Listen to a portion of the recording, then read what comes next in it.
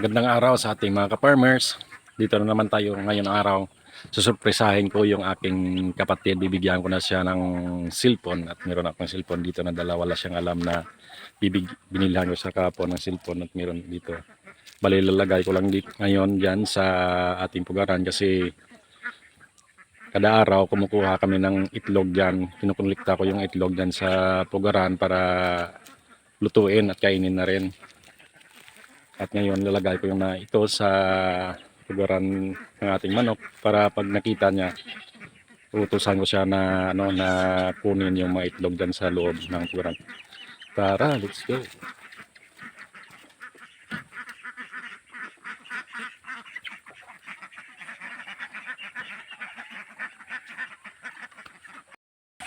Ayan siya, nagpapakain ng alagang pato natin at siya na lang inutusan dyan para ma-surprise natin mamaya siya. Yan yung bagong manok.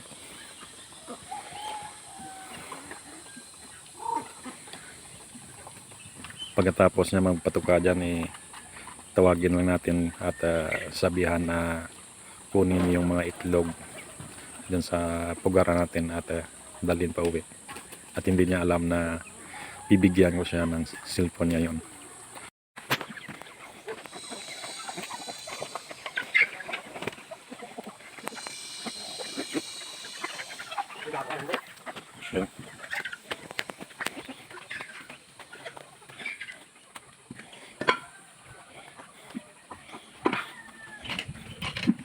Okay kan?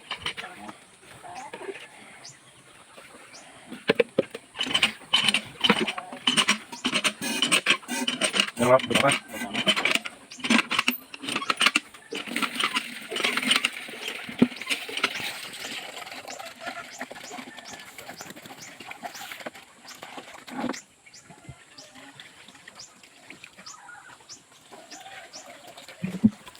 Nahiyaan ko lang siya muna na tapusin yung magpakain dyan sa alaga naming aso para pagkatapos niyang magpakain uutusan ko na siya na kunin yung mga itlog. Ayan na kinuha niya yung mga itlog dyan.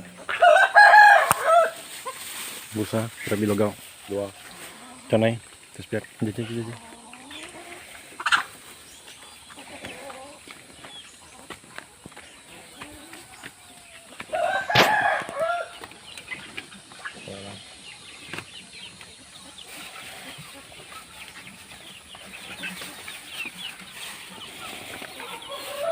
Tatlo itlog. Next. Surprise!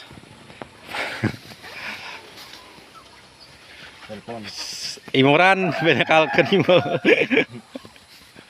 Ano ang bal mo, be? Salamat. Thank you. Bukse.